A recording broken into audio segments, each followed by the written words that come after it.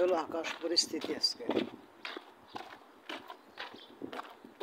ডিউটিতে চলে যাচ্ছে, মন ঘুমের অবস্থা ছিল। দেশে হইলে কোনো পাগল ঘুম থেকে উঠলো না, কিন্তু পরে চাকরি তো আরো প্রবাসী জীবন, অর্থনৈতিক অবস্থা চারদিকে বহুত ভয়াবহ যাইতেছে।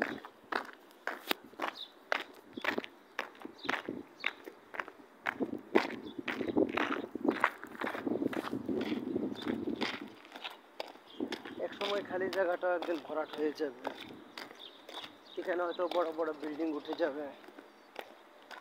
উঠা দরকার, এদিকে এই জায়গাটা একটু অন্ধকার, চলাফেরা করতে একটু ভয় লাগে।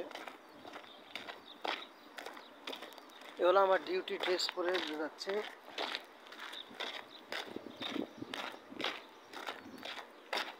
আগে এখানে এটা হলো একটা কাপড় দোকানের লোক থাকে এখানে, ওদের নিজস্ব লোকগুলো এখানেই থাকে।